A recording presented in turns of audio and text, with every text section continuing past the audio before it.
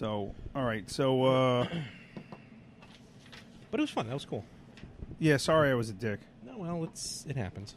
It happens that I'm a dick? Or I didn't mean to. I forget where I am. And I forgot, like, that we were doing it for a good cause. And then we are, like, making fun of Robin Leach, who just died. But he didn't commit suicide. No, I know, but I wasn't making fun of him. I mean, I was doing an impression of him. I was paying homage, if you will. Impression is the sincerest form of flattery. No, not impression. Imitation is the sincere. Same thing. Not really. Not really. Imitation. Well, yeah, maybe. 6 of one, half a dozen of the other. But listen, I wasn't making fun of Robin Leach. Like I said, if someone killed Robin Leach, or like we found Robin Leach, dressed in lingerie, hanging from his closet. Yes. What the hell was that? Marv Albert. Remember Marv Albert? Yes. No, didn't he like to bite? He was a biter. That he liked to wear women's lingerie. You say it like it's a bad thing. And when I think they found him, no, that's right. He was in a hotel, called up maid service, and when me a hooker. And when the maid came in, she said that the hooker with Marv Albert looked like Lawrence Taylor in a dress. It might have been Lawrence Taylor in a dress. One of the funniest bits ever is an old Dennis Leary bit from his second album. I can't remember the name of his second album. Well, whatever his second album is, he does a bit about that. It's called Marv. Yeah. I know my hair is wacky. It's been weird. All right, we should probably start the show, huh? Oh, yeah, it already has been. I love when you do that. All right, so. And I hate to say it, and I'm going to keep this in the podcast, but I love the Good Morning Better Half Open. Did you want me to do that again? No, it's not funny now. Yeah, now it's not funny. You just ruined it. Right then and there, you just ruined it. Okay. All right, well, maybe I'll just throw it in as a surprise. Is there a Patch Adams opening you can do? Didn't he have a red nose? Like, I don't have anything, but a bunch of sick kids in the hospital. Yeah, it's hysterical. we have an expression at work when someone says something stupid. I say, what's the line? You're about as funny as a drowning school bus. But you really think about it, school buses don't drown; they sink. Yes. The kids okay. drown. Yeah. Well, that's true. So I should really say sinking school bus. They turn blue and everything. Oh.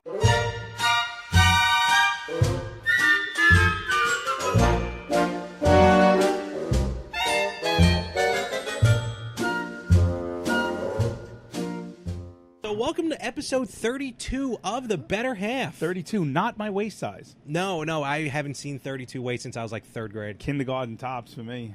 I was shopping in the Husky section of Sears. Husky section, yeah. My mother would go, "You don't need friends, you've got your mama." Were you as stupid as I was and thought Husky was a brand? No.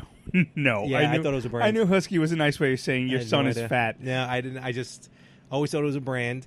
And I remember one time... about a size 14. I think it was for my communion. Yeah, because confirmation is later. So for my communion, we had to go get my communion outfit. And I remember... You mean a suit? Yeah, suit. And what, second grade communion, right? Second grade. Yeah. May 1st. Oh, I remember the day. I remember the day. Goodness, because my godson, he has his communion coming up, and my mom's like, you better make sure it's not in April. Because, yes, Eric, if you're listening... I would have skipped your son's communion for WrestleMania. I am telling you this right now. Wow. Luckily, it's in May. That's your godson. It is. I've already skipped one of his birthdays for a pay-per-view. This is why you're not allowed to have children. This is why you're not allowed to have children. We'll talk about that later. Yes, we will. So I remember this. I don't think I've ever told my mother this. Wait, should we start the show? Good morning, Better Half. I'm going to have to change the cold open now. No. I have to move it. Episode 32 of The Better Half. Wait, I already opened it. You did. I did. Was just, checking. Good Lord. I'm Frank the Married Guy. That's Larry the Single Guy. Sorry. It's been a long-ass day. So, what I'm about to say, I don't think my mother realizes what happened to me this day. Nothing bad. No one touched me. But Father. No. I was getting my communion outfit. So I was getting fitted for it. So we go, yes, in the Husky section, in the fat section of the kids' store, whatever. What happens? Here's the thing, though, and I still don't understand this. I had to try the clothes on. They had me try them on right there on the floor. I think my mother might have done that. Like, not even in the dressing room. The pants had elastic on the back? No. Forget that. I had to take my clothes off in the store. Oh no, that's not right. They did not put me in a dressing room. Now again, there's nothing sexual about this. I wasn't abused. It was just almost like, oh, all the rooms are taken and we don't have time to wait. You know, I must have blocked it out of my brain for the last 40 some odd years. But okay, that's odd. Okay. That's how old were you? Communion time. So you had to be about. I would have been what? If it's second grade, probably about 7 or I 8. was probably 7 or 8. Yeah. Okay, yeah, that's a little awkward. I don't know why But they did that. I recall. I know it was Kings Plaza Mall in Brooklyn. That's right. I don't remember the store, but it was definitely one of the. They had like Alexander's, and then they had was it Macy's? Yep, J.C. Penney on each side. You know, they have most malls. Alexander. Most malls, you have all the little stores, and on the end caps, you have the big. The new Oldsmobiles are in early. JC, there you go. That's where they keep that Lower Wacker Drive. That's where that Picasso is. On the end of the mall is usually the big store, like Macy's, J.C. Penney, Alexander, Sears. Still like that. Yeah, but I'm saying that's how most malls are set up. Yeah. I remember going into the dressing room with a pair of pants, and I believe they were like Rough Rider jeans or something. There was something, like I think they might have even been reversible. But I go into the dressing room, and there wasn't like individual stalls. It was like one. It's like they didn't have enough wood to build stalls. It was one open room. It was like a military barrack? Yes. That is weird. And I sat down, and there was just men of all ages, shapes, and sizes that is weird. in different array of clothing. And I was like, I just sat there, and then I got up and I left. I go, they don't fit. How old were you?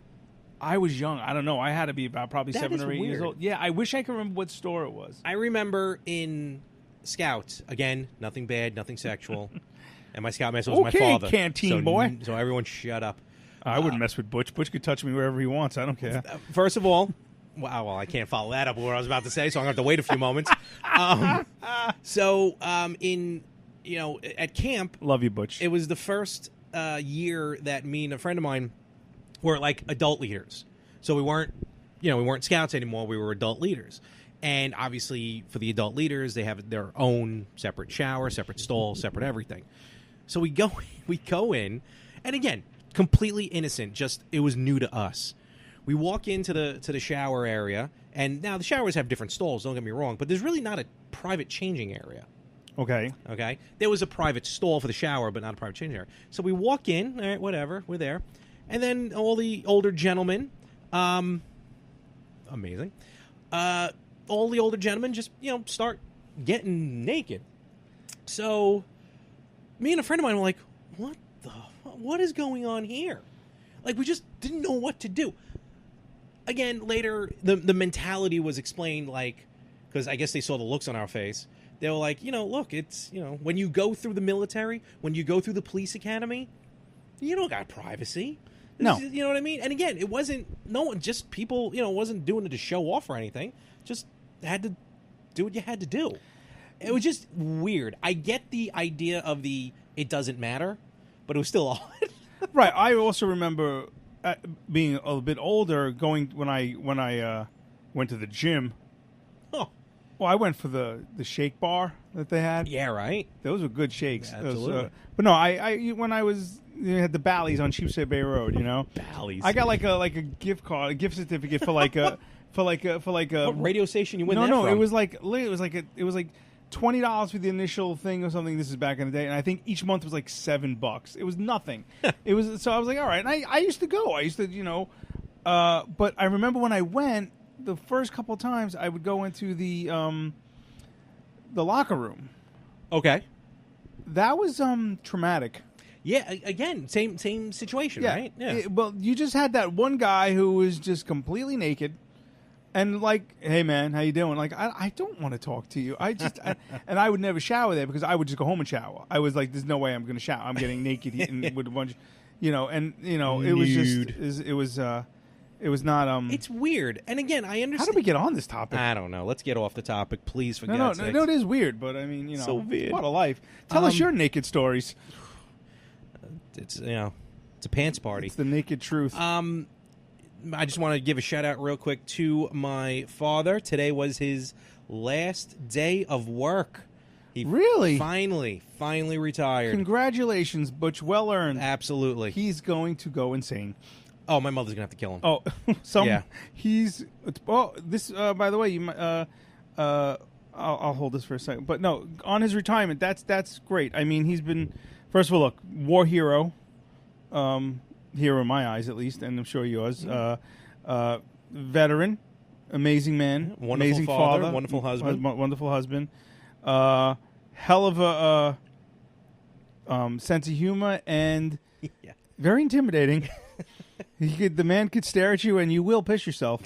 I know. I was that first time you met him or something like that? The first time I met him, I don't remember what I said to him, but he gave me a look, and I don't remember what I said. I apologized. We were up in the apartment for a short time after my grandfather died. I had the apartment upstairs. The apartment upstairs, right? And we were all. I think it was like that potluck. Did I dinner call that him we did. Butchie or something? No. We were having a potluck dinner. We were doing. I think we were either playing a game or watching. Oh, that's when you made that awesome chicken parmesan. It was fantastic, right? I'm so good at it. And I mean, he came upstairs just to say hello to everyone. He said hi, and I think he said, "Oh," and like he. Yes. Like we were doing, like we were playing Monopoly. We probably weren't, but we were playing Monopoly. My dad goes, "Oh, you guys playing Monopoly?" Oh, that's that. Yeah. And then Frank just goes, "You think?" Or something like that. Yeah, I was a dick. And your father shot me a look like, fat bastard, I will snap your neck. I will snap your neck and no one here will say a thing. And I'll hide your body. They'll never find you. But, yeah, that was a good time. That was a long time ago. Yeah. Verdi actually worked with him for a long time. Yeah, that's, I remember that. But, that's when I first kind of met you guys. Verdi worked at... He was working for my father, Vet Salvage. And, I remember one time, I'll tell this, and then we'll move on. We were, me and Verdi was with me. We were doing, my dad for a while had his own business where he was doing, like taking out boilers, taking out industrial air conditioners, stuff like that. That is some tough work. Those summers, I hated. I hated those summers. So, because I had to work with them. But I got paid. So, me and Verdi, and my father at this point was taking down a old oil boiler. Boiler? Yeah, whatever. Anyway, but it was hanging from the ceiling, so it was on straps. So my father, he would have the torch with him, and he'd pop the snaps, and it would fall down. And of course, you always had to have someone. He always had to have a fire watch, right? In case he accidentally, which he has a couple of times, would almost set himself on fire because of the sparks. Now the problem is, we're in a basement in a building in Brooklyn in the summer, and if you're on fire watch, you have to wear like long jeans and a sweatshirt because the sparks. Yeah. Yes, of course. Anyway, so I'm in there, Verdi's in there. So my dad pops the two straps. This thing comes just ba-boom. How did it go? Off the floor. Wadoozle. Hits the floor. Wadoozle. Hits the floor, and a plume of red smoke, probably all rust, comes barreling. Yeah, that was probably out. like powdered rust. I'm telling you, it's the only thing I can compare it to. It looked like a little mini building falling down. Okay. It was... That sounds... Now, you guys had eye gear on, I'm assuming, right? No. No. So what happened was, it just bellowed. Like it was just ridiculous. So me and Verdi run. We're like, whoa, what is that? We run out. And it was a small room. You left your father there. Hold on. My father goes, where the fuck are you two going? Get back. You big pussies. He's standing in the smoke, no mask. He's just standing in there, waiting for everything to settle. We're like, where were you? Why didn't you come out? Because this can't be good for you. Meanwhile, he's like licking it. Nah, this is all right. It's like tastes like jelly. I'll never forget that. And then Verdi broke my father's nose. What? Yeah. How? Another job. They were doing a job, and it was something where, like those kind of like almost like a little window, not like my windows, but like in a basement, you get those little windows you kind of pop open, kind of like the ones I think in the old apartment. Yeah. Did those slide or did they open? They slid back and forth. Imagine if they open. Like it would open, and it would open in, and it was stuck. So my dad was. Do you remember we tried hooking up that I wasn't there for the ghetto air conditioning. I wasn't there for that. Oh yeah, we were like, let's get some cardboard and a dryer vent and some leaves. So my dad's trying to open this window, and I guess Verdi's trying to help him, and then for some reason Verdi, I guess he kind of like like just tried to kick the window to open it. It didn't shatter, but it opened and it whacked him right in the nose and just blood everywhere. He actually broke it. Pretty much. Man went to war, came back for Anthony Testaverde to break his nose. Good times, memories. Good time, Speaking of memories, congratulations. Yes, I want to thank you for giving me the opportunity to co-host with Anthony on the Retro Gamers. Yes, absolutely. So it was. I quite enjoyed. I like that dynamic. If one of us isn't on it, I was away. I was in scenic, beautiful Brooklyn, New York. Home of the hipster now, not the Brooklyn I grew up in. And I was unable to record that weekend. And yeah, you were kind enough to step in, even though you thought you were just going to be like a regular guest. Yeah, things have been a little nuts in my house. So again, we'll get into that. But last minute, I'm like, all right. I think I text messaged you, and I'm like 9 o'clock, right?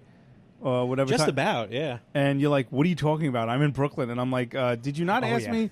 Did you not ask me to guest on the show?" And you're like, "No, you're going to be the co-host." And I'm like, "Crap!" I'm like, "All right, bye." And I ran downstairs. I got on Skype, and I'm like, and I got Anthony, but like it was like 8:57. I'm like, okay. I didn't know I was co-hosting. I didn't realize I was wearing like a crappy shirt. And even that, you didn't realize that we videotape it now. Completely forgot about the YouTube. So my hair was a wreck. I was wearing a wrinkled shirt, and then Anthony goes 5 minutes, and he goes, "Oh, by the way, you're the main screen." Yep. And I'm like, "What?" And I'm hear it in your voice. Yeah, and I'm just like, I watched the first 5 minutes of it, and the top of my head is cut off because I'm so close to the screen because I'm not used to Skype on my phone because It's my laptop's really old. Skype is terrible. My laptop is really old, so I mean it's gonna be. I've got about another year left on this, and then so I'm not used. This it's really slows everything down. Plus, if I'm gonna do stuff like what I did on the fly, watching the YouTube videos we did. There was no way I could do Skype on here, and I would have, me, I'm technologically challenged, so I need big buttons. I've fallen and I can't get up. That's me. So, but I enjoyed it. I had a good time. It was actually the most Anthony and I have talked alone in a long time. Yeah, we even said that. Yeah, we actually spoke for a little bit more after we were done recording. So, we're gonna have him. If we're actually gonna have Anthony, the co-host of the Retro Gamers podcast, on this episode, on this podcast next week. Whoa, try that again. Sorry, I'm stroking out. Rewind. We're gonna have Anthony Rippo from the Retro Gamers podcast on our podcast our next episode. Yep. Well, he'll be a Skype guest, but in November or October, well, somewhere around the holidays, we're gonna have him. The holiday. We're gonna have him live in studio B or A or C, wherever we record. And we're going to have him as a sitting guest. So it should be a lot of fun, a little crossover. That would be our first sitting guest. Oh, well, it depends. Well, Eric was our first. Anthony, right. Anthony, Eric. Never mind. Doesn't matter. Completely wrong on that. Yeah, well, it's not like they were important or anything, But the good thing is Lollipop. What? Good. That's the good ship, Lollipop. Oh. Yeah. Boo. The good thing is our guest questions are complete. Yes. I rounded it off. I got my 10, so the other 2 will be revealed for the next, next week, next episode. Yeah. So that's gonna be fun. But let me ask you a question? Like, sure. were you? I do not mean this in a bad way. You sucked. No. I was nervous. I'm not gonna lie. On the better half, you definitely your approach sounded a little different than here. I think you just answered it. Like, I know you're comfortable here because this is your show. You have full control over. No, but you know what I mean. You have control over this. Where I guess you felt like you didn't have control in the retro games, and you can kind of hear it. Like, I don't know. You were just more presenting. Well, not in a bad. That's not bad. Well, no. That is not bad. Well, you got to know your audience. Yeah. So you're the retro gamers, which you had no idea who you were talking to about 50 minutes ago. Yeah. I'm sorry if I. You want to explain that or a little bit? Yeah. All right. Well, I didn't say anything bad. It wasn't great. I mean, it wasn't, but it wasn't bad. It's not like I wished anybody dead. I mean, Oh God, whatever. Anyway, I like people. You know what? I'm human. I don't apologize for anything. Let's say something right now. I'm not apologizing in this. I'm sorry. Hashtag me this. Hashtag you. Hashtag this. Blow me world. I'm sick of it. I'm sick of the hashtags. I'm sick of thoughts and prayers. I hate it all. Thoughts and prayers. Thoughts and prayers. Thoughts and prayers. Tony Danza here. Thoughts and prayers. But that the Retro Gamers audience is more, it's more PG-13. So I didn't want to. I didn't curse once. No, you didn't. No, it was good. And that was fucking amazing. Absolutely. So and even Anthony, I go, wow, I even think I said I don't. Oh yeah, you did. I think I said I don't even think I cursed once. He's like, you didn't. So I think Anthony actually cursed before I did. But I look, you have to know your audience, and we have a different audience than Retro Gamers as the yin and the yang and every other podcast. Yeah. Look, Adam Carolla, he my podcast idol, he's got a daily show. And I think Monday, Wednesday, and Fridays he has more of an R-rated show, and I believe it's Tuesdays and Thursdays because he's got a lot of people who I guess called up or emailed or whatever, say they listen to it with their kids. Wow. Sometimes, So he does he'll have shows where he'll go F and S and A and and he doesn't have to. It's an internet show. There's other days where he's like, "Oh, shut the fuck up, you pussy." He's like, and he'll say, he'll say a lot of not PC words, but he decided. I mean, this is his brand, So he decided, okay, well, Tuesdays and Thursdays I'm going to have a PG-13 day where he won't drop the F-bomb, and most of the times he doesn't even do like FS or he doesn't. He won't say it. So and I respected that, and I'm like, at first I was like, it's going to dilute the show, but no, it didn't. I really don't even notice it. The Stone Cold Steve Austin has a podcast. That's just a really good podcast. Yes, and it's not just always wrestling. Doesn't Jericho have one also? He has a great podcast. He's got a network, right? The Jericho Network. It's the exact same type of network as the More of the Same network. Trust me when I tell you. Yeah, but ours is better. So number one in the internet. This is true as we speak. Yeah, download it. Austin, Stone Cold used to do 2 episodes. Well, I think he still does 2 episodes a week. But one was the Steve Austin Show, and the other one was Steve Austin Show Unleashed, which he would do like with the cursing and everything like that. But actually, it's funny that you say because Carolla kind of backed off on Tuesdays and Thursdays. Austin doesn't really do the Unleashed episodes anymore. Like, they may curse a little bit. Like, they'll get, like, shit seems to be now okay. Right. And you hear that on regular television now. Like, on Jericho's podcast, Talk is Jericho, it's weird. It's like you'll hear 1 or 2 F-bombs, but then all the other ones will be removed. Right. So it's I guess it's almost like an R rating or a PG-13 rating. Right. For example, X-Men First Class, the movie X-Men First was PG-13. Right. Because on a PG-13 movie, you're allowed 1 F-bomb in PG-13 movie. Okay. And that's how they got Hugh Jackman to do his cameo as Wolverine, because he's like, I'll do it if I can say the F word. Gotcha. So that's when, Charles Xavier, Magneto. Wow, I can't remember his name. Whatever. Charles Xavier, Magneto. Captain Picard. No, what? Was that Jean-Luc Picard? That's going to bug me now. Jean-Luc Picard. Same thing. What the hell's Magneto's name? The actor? No, the character, his actual name. I don't know. Charles. Nerd. Oh, that's going to bug me. Nerd, anyway, nerd, and then they go up to Wolverine, and he's like, fuck off, and they just walk away, and that was it. He was in it for like 5 Very seconds. nice. But anyway, thank you very much for guest hosting on. I did appreciate it. It was my pleasure. And like I say, I like that dynamic. If I'm away or if Anthony's away, to bring someone else in, just to do it a little, it just gives it a little different spin on it.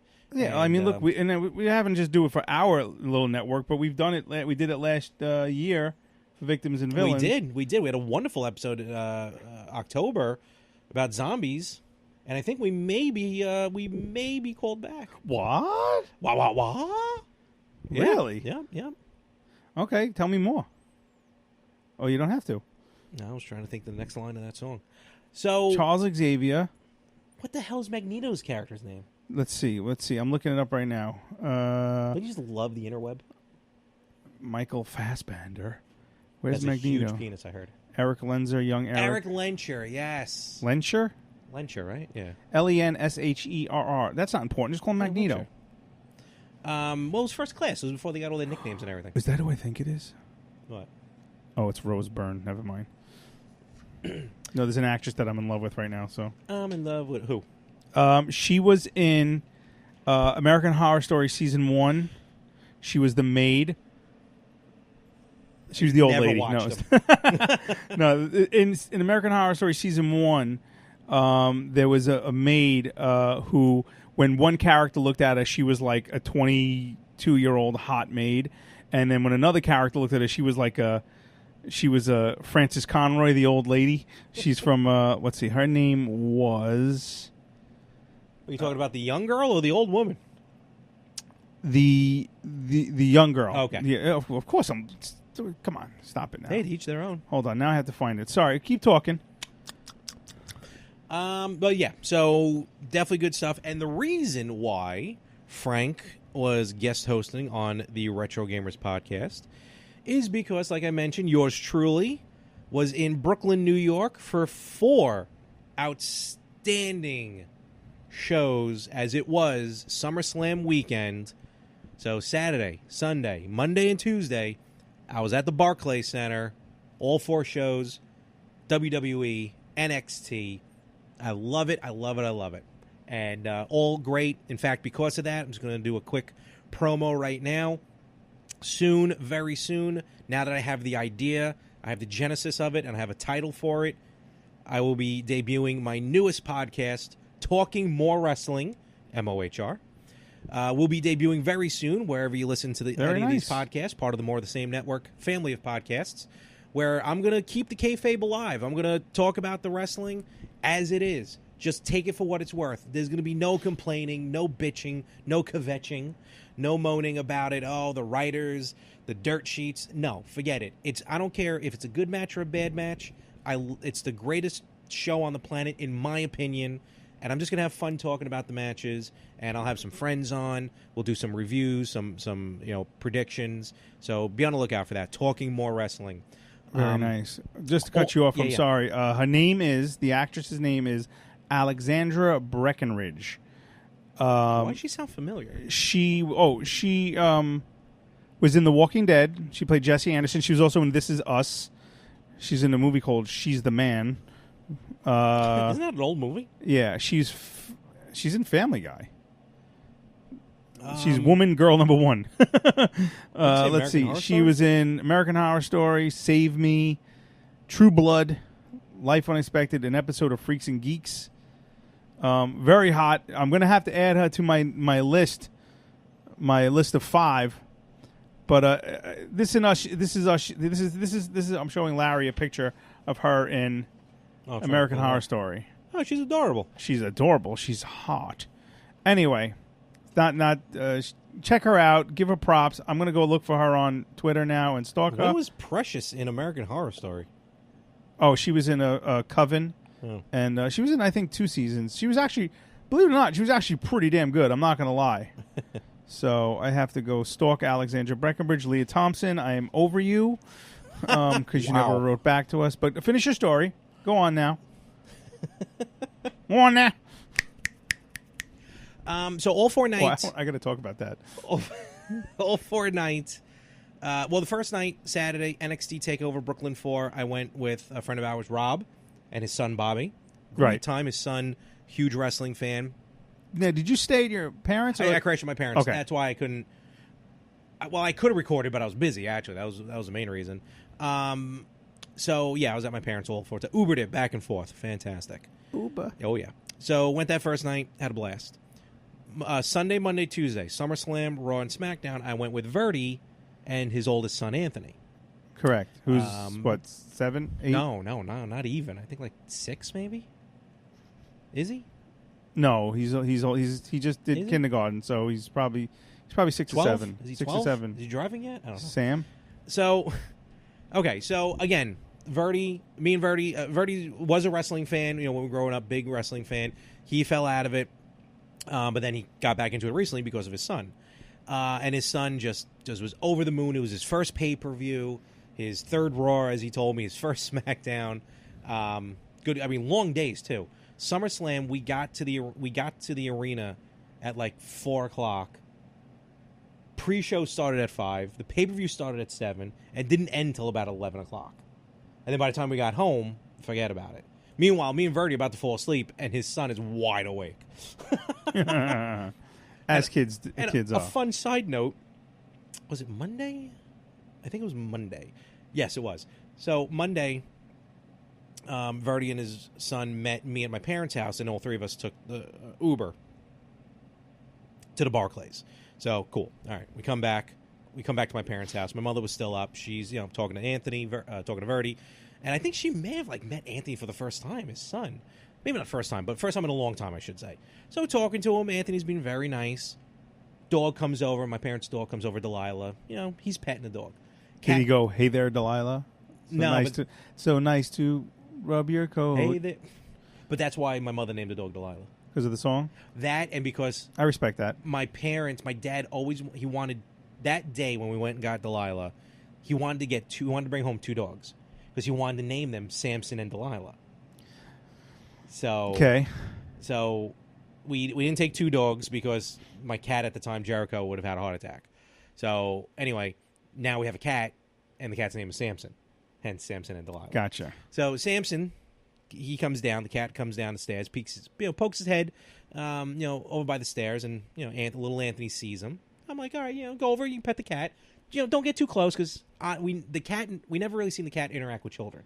Right. So we don't know if the cat's going to hiss, going to swing at him, claw his eyes out. So Anthony goes up to him, goes to pet him. I'm like, all right, remember, just don't get too close. And then he does this to the cat. Bop. Smacks him right in the head. I'm like, don't hit the cat. My mom's like, don't hit the cat. Where was Anthony now? The father? Verdi? Yeah. Talking to my mother. Okay. Yeah, staring at the whole thing. But you know what? To the cat's credit, Samson was like, what the fuck was that? And just went back upstairs. Yeah, cats are very blasé. Cats don't give shit. Oh, give man. a shit. So you smacked him around a little bit? No. I just told him not to do that again. He didn't violently hit the cat. He just kind of like a little tap. Yeah. But still, you don't tap the cat. Somebody did that in my house once with my dog. We had a border collie mix named Lucky. Oh, really? You had a dog named Lucky too? Yes, I think everybody had a dog named Lucky. And I worked at a law firm with my mom, and she was like the manager, and I was just one of the underlings. But we had a boss. We had lawyers who were the boss, and I forgot what was going on. It might have been I think my grandfather passed away, and my mom's Jewish, and so they had a seder. Oh yeah. So I was having it at my house. This is my grandmother, my grandfather. And wait a minute. On my mother's side. Yeah, I know. So you're Jewish? No. All right, continue. Okay. Not on here. Okay. So, but regardless, so there was a conversion. Okay, so she converted. Now that's out. Okay. No, you didn't. Not like anyone in my family's ever going to listen to this. I'll take it out. No. I have no problem doing that. Whatever. So, bottom line is, they're at my house. My boss's son, who's a lawyer, not a big fan. Okay. My dog happened to walk by, and he just kind of kicks my dog. Really? So I said, "Don't kick my fucking dog." And he goes, "What?" I go, "You just kicked my dog." And he's like, "No, I didn't." I go, "Yeah, you did. I just saw you kick my dog." I go, "Do it again. Watch what happens." Now, he's technically my boss, okay, but he's the boss's son. He's a full-grown adult who's almost basically a partner in the firm. It wasn't a huge firm. It was like Better Call Saul. It was like, But regardless, so and I just stared at this guy for the rest of the night, I will hurt you, if you go near my dog. Yeah. I'm waiting for my dog to walk past him again. So, yeah. So terrible. Whatever. All right. So I am now going to tell 2 stories that happened. 2? One at SummerSlam Sunday, one during Raw on Monday, which just once again solidifies in the con column why I am perfectly happy not to have children. So, Sunday. Oh, and if you don't know me, I'm big into wrestling, and pretty much once the show starts, I'm in my seat the whole time. I'm not moving. Big into wrestling. Not moving. No. See, Hulk Hogan is big into wrestling. You take it to an extreme, Larry, where it's certifiably you're clinical. I love you, but it's like it's my escape. It's fine. It's your escape. Look, and that's your thing, and you love it. But my God, you do not. How do I put this without you blocking me from your life again? You take things to an extreme way. The second. Look, people love things. I have passions. Are you talking about comments on Facebook? No. You have things that you love. I have things that I love. Okay, if someone I love, let's say whatever, New York Rangers. Okay, I love the Rangers. If someone comes at me with and debates me with it, I could sit there and have a debate and go, "This is why my team rocks and your team sucks." You're talking about comments on Facebook. Let me finish. Okay, the second somebody says or does anything negative against wrestling, there's like a switch that goes off in your head like a glook, and it actually sounds like that. Glook. And you just like, don't look at me, don't talk to me, I hate you, I will kill you. On Facebook. On everywhere. No, not in person. If I'm next to you at wrestling, who's your favorite wrestler? Chris Jericho. And I go, oh, Jericho's such a hack. Are you really not going to... You won't look at me for the rest of the night. You're not going to go explain yourself. No, because A, you're not into it, so I don't take what. Let's say I was Anthony. Our friend Anthony, who's into wrestling. Let's say I was Spider, and I'm into wrestling, and Jericho comes out. Oh my God, it's the return of Chris Jericho! Ah, okay, and you're like losing your mind, and he just looks at you and goes, "Jericho's a hack." Because you're gonna just go like your face is gonna go. No, it's not. Oh, good. In person, no. All right. A lot of people boo some of the people I like. That's how it goes. Okay. But I've had the conversation before. On Facebook is a whole different world. I can't comprehend. Social media giant that you are. No. Social media giant that I am with friends. Strangers, I could care less what you tell me. Yeah. Yeah, I know. I just had a Twitter incident. So, but I've said it. I'm not going to say it again because we've told it before on the podcast. Say it again. Facebook, I just can't separate it from friends. All right. Anyway. Finish. So all right. So SummerSlam comes around. We're already like 5 hours into this 7-hour show. Verdi goes up to get food. To get to the concession. Like, wait, all right, no problem. you're 5. I'm sorry. You got to forgive me. I know. I'm not 100% familiar. Yeah. You're in Barclays for 5 hours. The doors open at 4:15. We probably got there at about 4. Probably 4:15. And it's 4 days of wrestling. Or 3 days. But not all of them are that long. Okay. But because you have to. I'm familiar with WrestleMania. That's a long day. I used to watch wrestling. But I used to watch wrestling when I was a kid. Or a kid. Even I would say probably in my teenage years. I don't really know where it fell off. I do kind of remember, like I think it was before, like NWO. Came out like when they had that split. Yeah. It was like was there like a. And WCW, I was just like, I can't. I just can't. And which is funny because that was one of the biggest things happening at the time. No, I remember watching it and going, it's something. There was one particular incident where I was like, okay, I know it's entertainment and it's staged but I was like, the storylines was, and I think I was with a girl and she said, this is basically a soap opera for men. That's exactly what it is. And I said, "Yeah, I can't watch this anymore." That's exactly what it is. And it might have been whoever that girl was, but I don't know. But I'm sorry. I didn't know how long. Days. I didn't know how long. So it's 4 days of wrestling, and its first day was 5, 6, 7 hours. Well, no, the first day was like maybe 4 hours. Okay, go on. But SummerSlam, which is the pay-per-view, that's a solid 7 hours of television. Let alone getting there early and by the time you get out of the building and stuff. Of course, yeah. So, and then back to the house. Exactly. Whatever. Yeah, of course. So, it's a full event. And trust me, even I get tired. But at the end of the day, I'm like, well, this is nuts. Anyway, so Verdi's up. He goes to get food. He's like, watch Anthony. I'm like, okay, no problem. He's watching the thing. And Anthony likes to, again, he's a young boy. He's into wrestling. He loves his Roman Reigns, Finn Balor, all these guys. No idea who these people are. Roman Reigns is probably one of the biggest good guys, but is like forced down everybody's throat to try and win the championship. Okay. Where he keeps getting main event after main event. against Brock Lesnar. He's their up and comer. No, he's been around for a few years. Oh, okay. He's a typical. I'm sorry. I'm trying not to slip into like wrestling mode because I know not everyone listens. So anyway, Roman Reigns is a good guy who's been chasing for the championship, but no one wants him to be in the main event. Okay. Fans, I'm talking about. Gotcha. And okay. the writers are just forcing him down our throats. That's how this whole thing starts. Anyway. Okay. But to the kids and to the women, they love him. All right. So kind of like John Cena, how John Cena gets booed. Okay. So good actor, by the way. John Cena, he was better than I thought. I'm going to stop interrupting because I want this story to go because I don't want it to be. I don't want the whole pod to be about wrestling.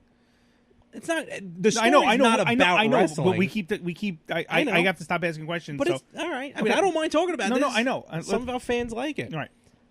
Just because you hate a topic doesn't mean that we can't talk about it. It's not because I hate the topic. Because every time I talk about this, I see you. You roll your eyes. You look at me. I do glaze over. You do. Okay. You do. I want you to get. I know the heart of the story. I want you to guest host on the Yin and the Yang podcast. Oh no. I do. He'll hurt me. No, it's a good topic. He's going to be very angry. No. So I don't want to get chewed out. Ooh, that's the best. Chewed out some more. Okay, so Verdi goes up to get food. So Anthony's there, and what's funny about Anthony is, and again, now this is more the kid. He has no problem talking with people around him. Okay. Same. I mean, look, we're all there. We're there for a few hours. We're all going to talk to people. For some reason, and it doesn't bother me, but wrestling fans aren't really the most couth people. You know, they're not really the most lovely-looking people. You know, some unkempt. of us. That's what I was looking for. Unkempt. You know, some of us are. There's a few uggos. You know, yeah. You know, there's a lot of hotties too. Trust me when there's some hot women who go to these shows. But for some reason, all the weirdos always end up sitting next to me and talk to me the entire show. Yeah. Now I'm a psycho magnet myself. So I get before the show starts, this, that, and the other thing, or something happens. Oh my God, did you see that in the ring? But when I'm just yesing you and I'm not really looking at you and I'm not starting the conversation, don't fucking talk to me. You're clearly blowing them off and they're not getting it. As polite as I could be. Right. Because I get it. We're all here. There's the guy with like the stained, like, you know, just WCW nice jersey guy, or something. Probably. But lives in his mom's basement with Funko toys and, you know. That's the only thing my mother doesn't live upstairs. So little Anthony, like someone would be like, oh, boo Roman Reigns. And literally he'll be like, he'll shoot whoever said it this look. What did you say? No, like a death look. Like, well, look who his father is. Yeah, this is true. The troll of all trolls. I find it adorable, Verdi. Everything I'm about to mention about your son is adorable. Until he smacked him upside the head. For these two things I'm going to talk about. So, Verdi's up at concession stands. No problem.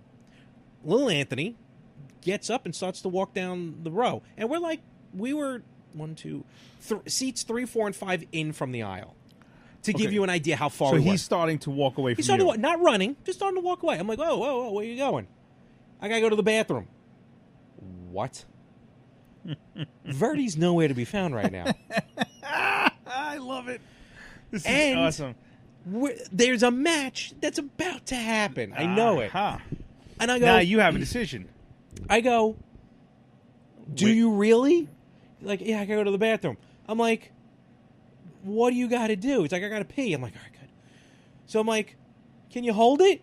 Like, no.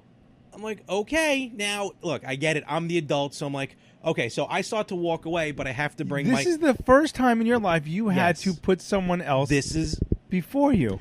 So as I'm walking away, I go, Anthony. I wish I would have been there. I go, Anthony, hold on 1 second. I had to go back to my seat to grab my cell phone and my replica wrestling belt I brought with me. So I had to bring those with me. So because I didn't want anyone stealing my stuff. Stop. Oh, yeah. Stop. There's a little boy that has to urinate.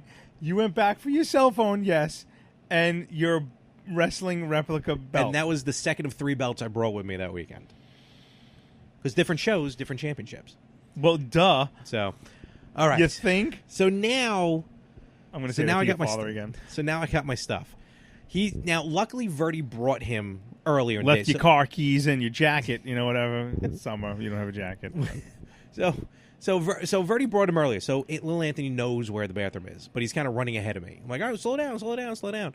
Belt over your shoulder. Yeah, pretty much. So now, as we're walking up the stairs, now in my head I'm going, how old is this fucking kid? Because now I'm trying to figure out, and I'm being like, do I have to help him? No, do I have to do something? No, you don't. No. I know, but I'm You in didn't the know. I'm in the moment. You didn't know. I'm like, I would have known. because I'm like, I can't. What is going on right now?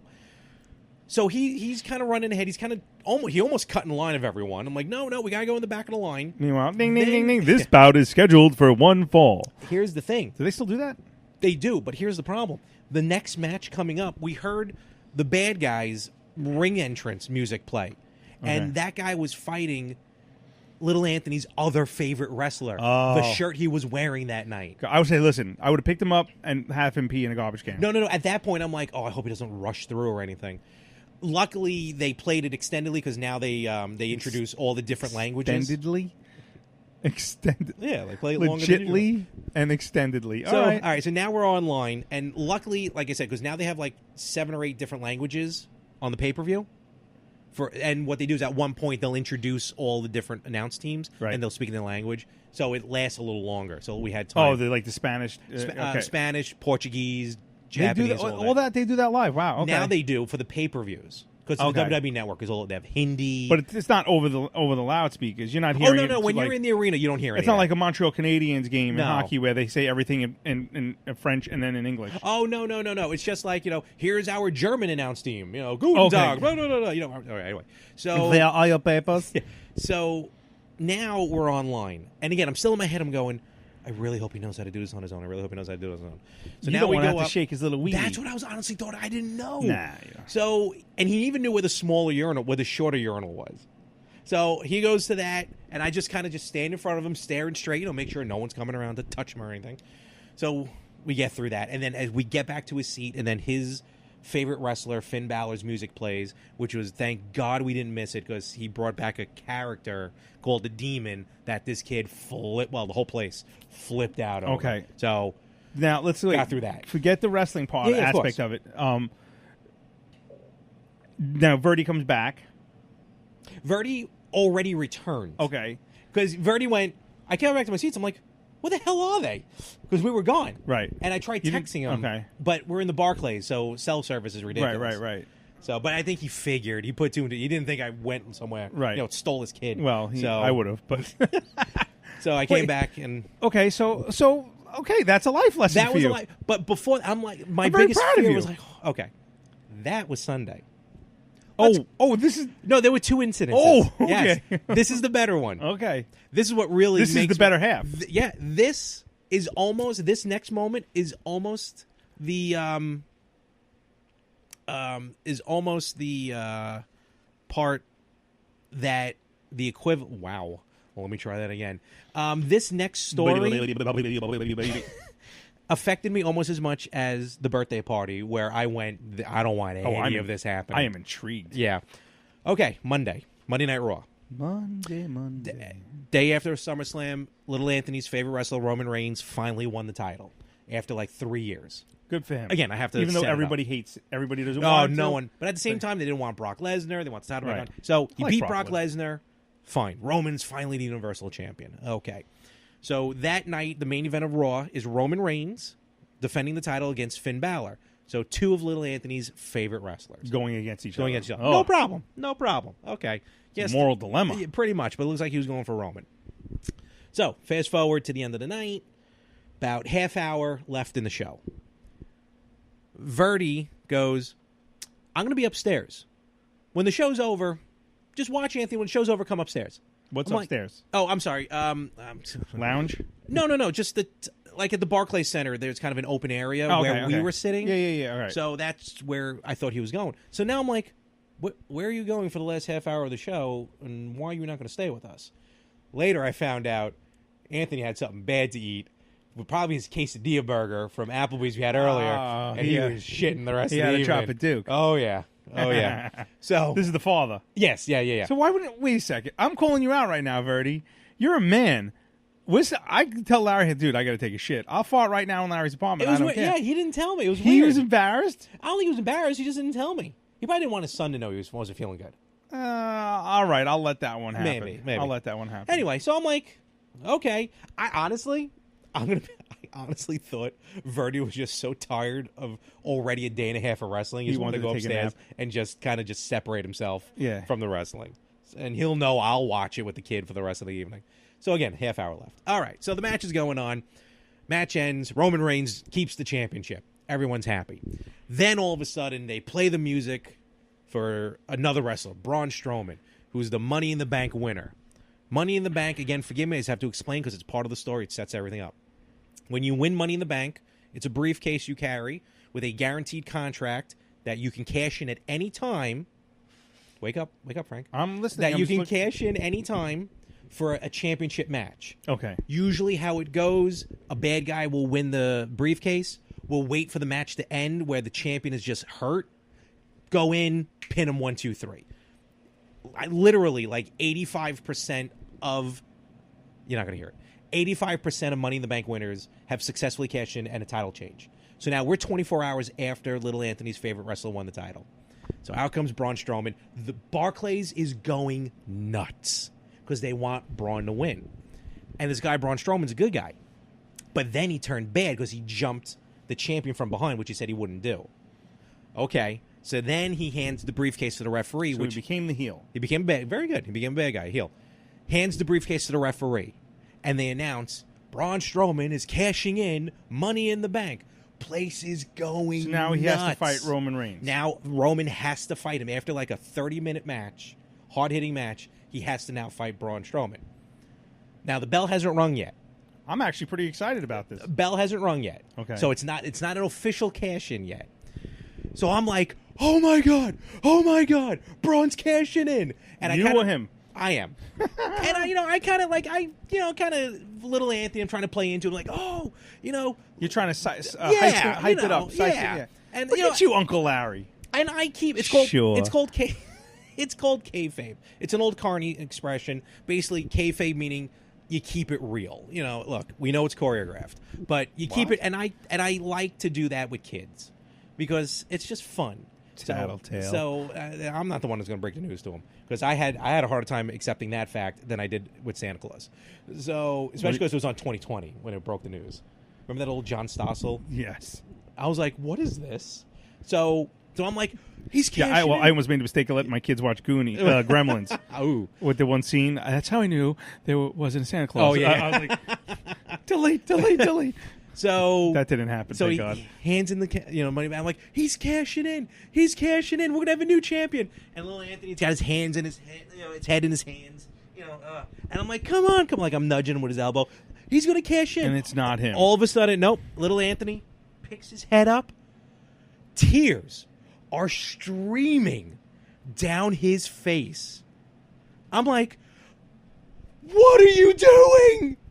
He's crying profusely because he does not want Roman Reigns to lose the title. Well, he's 6. Hold on. Verdi's nowhere to be found. His son is crying. I am having a panic attack. You need to learn. Larry quickly has to Google how to console a crying child. Did not know what to do. I am being so honest right now.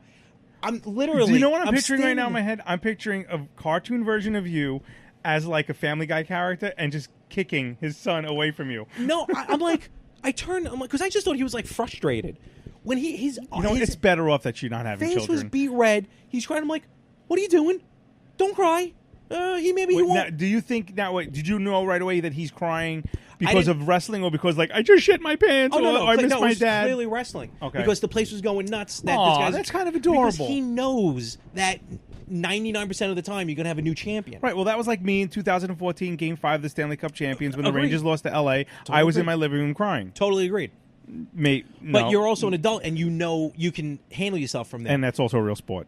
I didn't know. It is a sport, yes. We're talking about sports entertainment. And, I didn't know.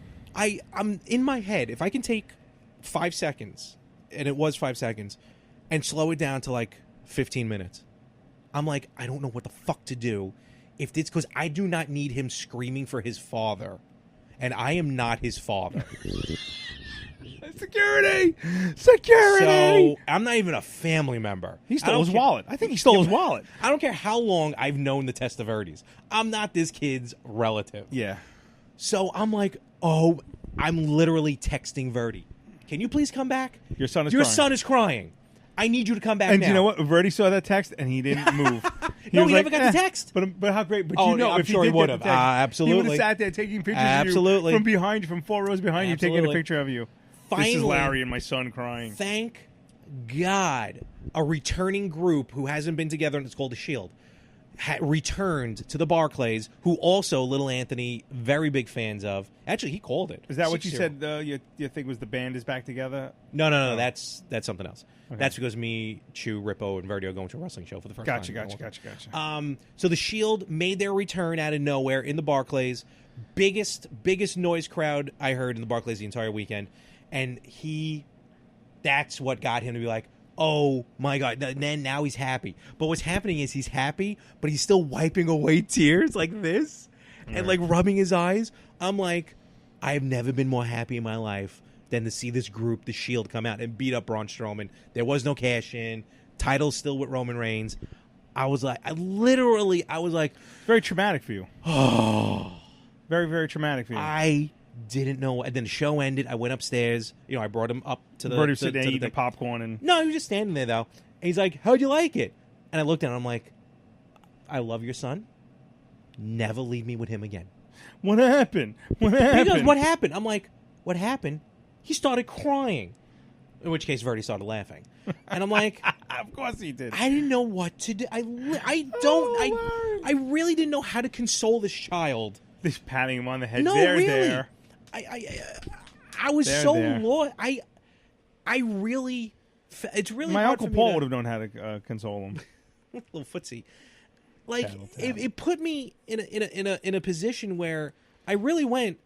As the adult in this situation, I honestly don't know what to do. If this kid, that's like a bad sitcom episode. Yeah, people have told me that. No, but I'm serious. No, my life is like a sitcom. Oh my God! If you really think about it, could you imagine like, oh my God, Larry, I found it. This is it. Patent pending. This is a sitcom in the works. Okay. This is a sitcom in the works. You have like a long lost brother, okay, that you didn't know about, dies in a car accident, leaves you his son, and you have to take care of him. Big Daddy. Oh crap! Never mind. All right, stupid.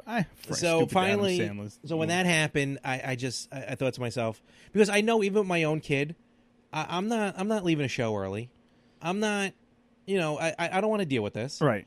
And it's just, I honestly felt helpless, and I honestly didn't know what to do.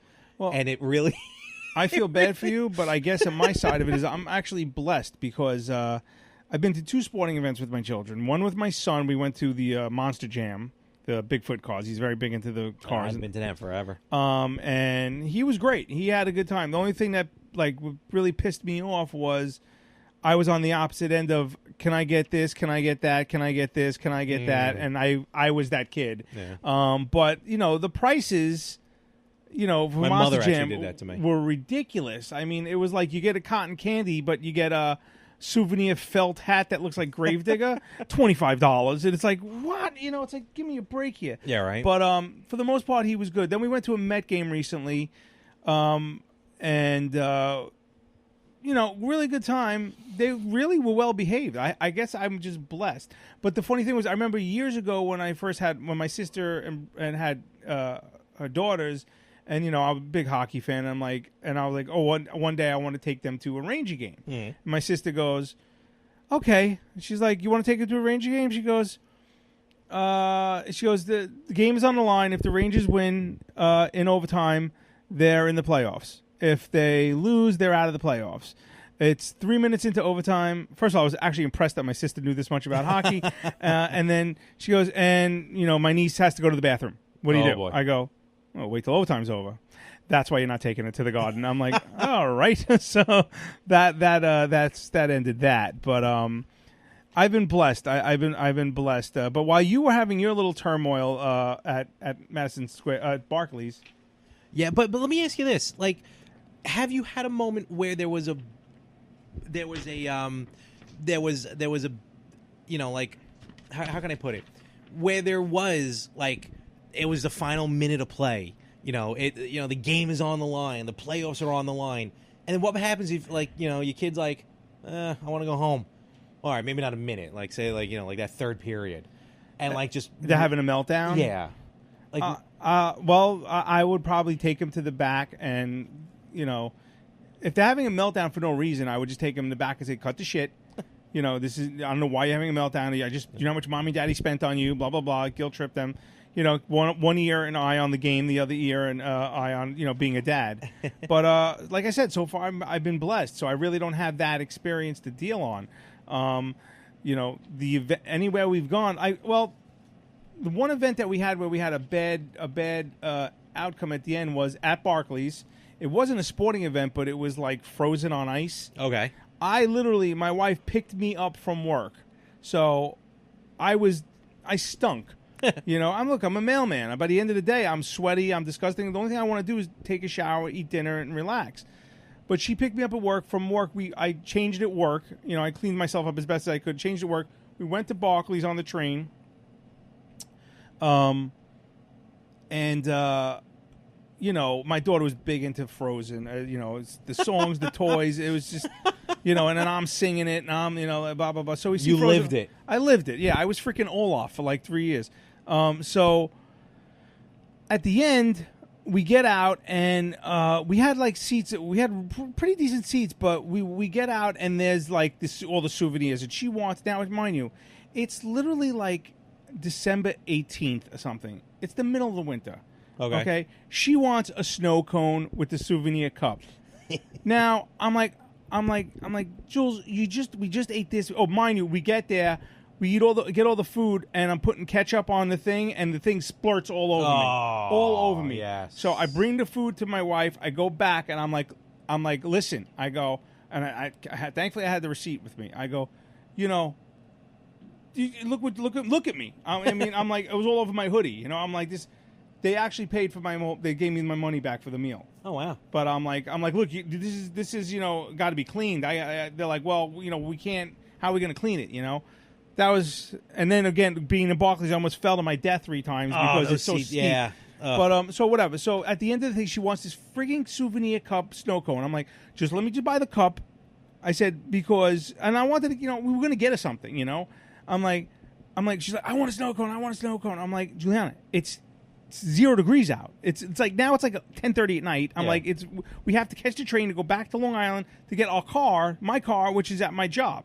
You know, now I'm literally walk up to the table and she's having a meltdown, and I'm like, you're not getting the snow cone, you're getting the cup, or you're getting nothing. Make a decision right now. Meltdown. I pull her off the line. Okay, there is no line. I am the line. I pull her off the line. And I'm like, I have her up against the wall. My wife's, was my son with us? He might, my mother-in-law might have been watching my son. I don't remember if he was there or not. But I'm like, Juliana, I go, you're not getting the goddamn cup. You're not getting the fucking snow cone. You're getting a cup. That's it. Pick one, purple or red. That's it. That's what you're getting. There's no discussion here. And I'm like, and now I'm realizing I'm actually getting a little bit louder. People are looking at me. Yeah. And my wife's like, and I'm like, I go, let somebody fucking YouTube me. I don't care. I go, I'm not gonna hit my kid. I don't hit my kid. But the point is, in this world, it's like, so I go, you're getting a cup, right? She's like, fine. I'm like, I turn around, 12 people online. Yeah. I'm like, great. Get the cup, no snow cone. Whatever, $15 for the goddamn cup, which I think she used twice to have ice cream out of, and sat in the top of my old kitchen. Which we have a new kitchen now, and that got thrown out. So that was sat there twice and sat there for 5 years. It's okay. Right. $13 for a soda at the Barclays just for a souvenir cup. Yes, gone. Yeah. Oh yeah. So fine. We get it. We walk. We go. Run to the train. Miss the train by 1 minute. 1 minute. I'm not even exaggerating. I mean 1 freaking minute. Next train, an hour. So now I'm in Atlantic Terminal in Brooklyn. Ooh. Okay?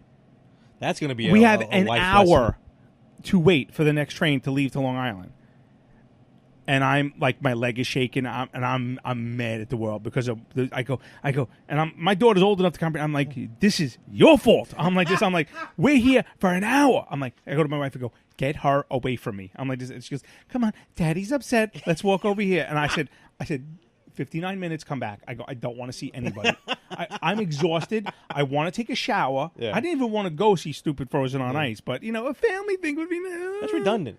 What? Frozen on Ice.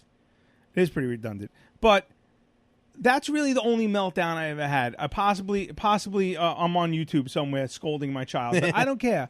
But it is what it is. But I hate when kids act up. But while you were having your turmoil in with Anthony's child, I was having a bit of a turmoil in my house, much like what just happened upstairs.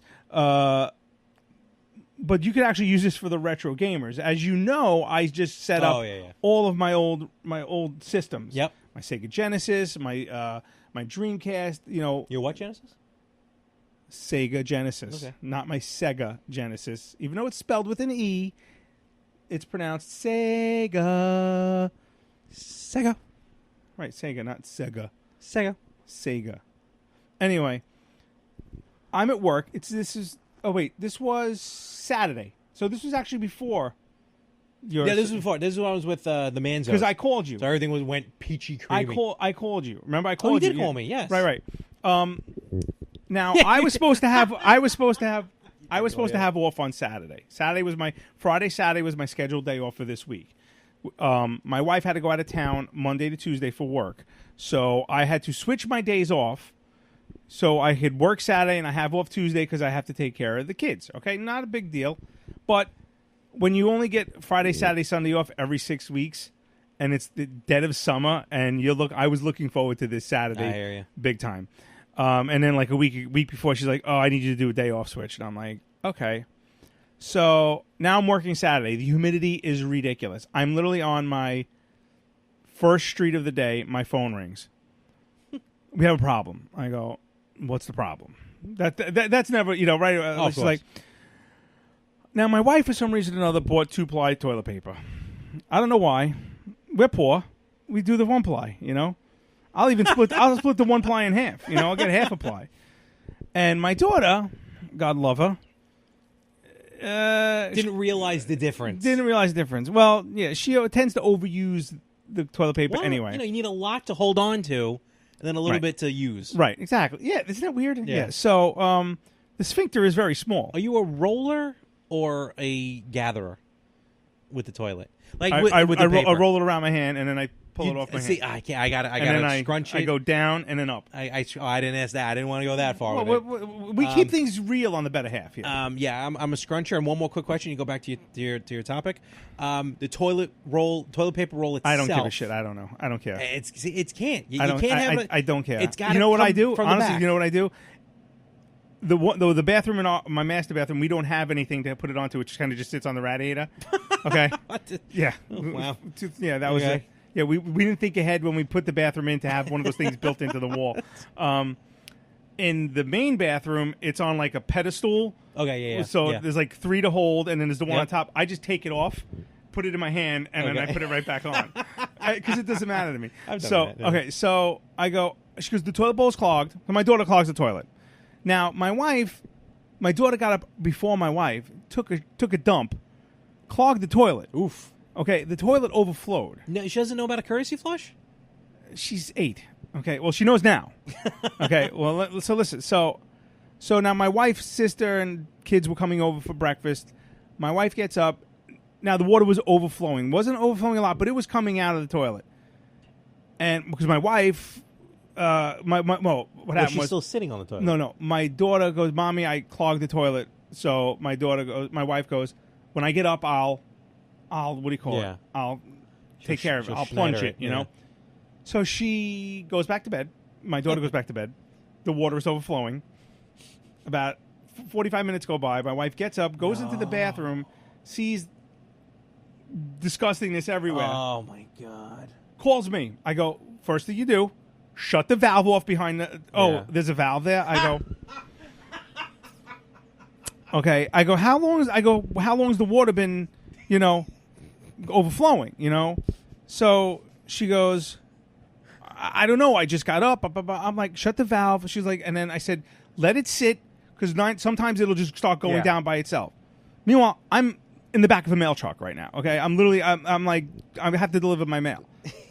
Fine, I deliver. She goes, all right, fine. I go, tell me in a half an hour what happens. I go, if not, I said, look, if it doesn't go down, go downstairs, get the snake it, and and I got one of those snakes that'll go right into my neighbor's, coming out my neighbor's toilet. It's industrial.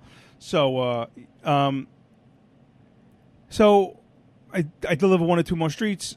My phone rings. We've got a major problem. I go, what? She's like, first of all, you're not going to be mad. I'm like, I can't guarantee that. Which vein is pulsating right now in your head? All of them. All of them. So she goes, well, thank God I went downstairs. I go, yeah, thank God you got up 45 minutes after the, because now I'm a dick. I'm like, thank God you got up 45 minutes after the toilet bowl was overflowing. We have a flood in the basement. I'm like, another one? I was going to say, how long ago was the last one? Well, we had to replace all the floors in the basement last time because of my wife's toilet issue in the basement, because my fault that I didn't get the toilet bowl fixed. Not her fault that she didn't jiggle the handle like I told her to 1,000 times. The women in your family are tough. They kill toilets, okay? So she's like, I went to get into the snake, and the floor is wet in the living room by your television, my 40-inch flat screen, and your Xbox One. I'm like, right there, everything went. It was like a cloud. It was like, it was like I was like that's all you heard. There was like a ringing in my ear. So like, that's yeah. I was like, I'm like, what? She goes, the two tiles, the ceiling tiles are all yellow and disgusting. And wait, I go, okay, now we had the flood. We had the original flood where we had to replace the floors. Then a couple weeks ago, we had the clog. That was shooting out the thing by the wash machine, which wasn't bad, which resolved itself in whatever. We just had a snake that. I have old house, I have old pipes. What are you gonna do? But you gotta do a courtesy flush. Yes, you gotta do a courtesy flush. You can't use 2-ply. And I said, I give two shits about the drop ceiling. See what you did? Yeah. Literally, I said I don't care about the drop ceiling. That's I could get those at Home Depot for nothing. I go. What now about my TV and my Xbox One? I go, and she's like, there's water on the floor. It splashed from the floor onto your Xbox One and a little bit onto the television. I go, unplug everything right now. Okay. Well, I go, unplug everything right now. I go, it's wet. I go, do not dry it. I go, dab it. I go, unplug everything right now. So she goes, I have other fish to fry. I go, this is the fish you're cooking right now. I'm like, do you understand? I could care less about everything. So the last thing you want to do is stand in a puddle and unplug something. I didn't want. I just unplug it, right? So no. It wasn't. I know. The way she worded it, there was a puddle on the floor. What happened you had was already known. Okay. What happened? Right. My head. The basement's flooded. In my head, it's like my son is surfing. So now I'm like, do I need to come home? I'm like, is it like, do I have to like leave work for this? And she's like, no. I'll handle it. Why are you calling me? Well, she called. Now, thankfully, I had on the opposite side of the wall. Now, you've never seen where my television is. You've seen on the opposite side of the wall is the laundry room. Yeah. I have a shelf there, and I keep some painting supplies up there. Okay. I had a bunch of painting trays. Thankfully, those trays were there. Those trays caught most of the water. Those trays were filled. Wow. Filled with everything. Dookie. Duty and water and pee-pee. Wait, oh no! This is God punishing me for yelling at my wife about my Xbox One. That was apparently the only thing I give a shit. 24 hours later, God punished me, or her mom, who's looking down on us, punished me. But so as this, I get a text from her sister who's there. I snaked it; it went down. I'm like, okay, fine. I hang up with my wife. She calls me back. I'm like, all right. I go. I spoke to Larry. Is that what I called you? I go. He says.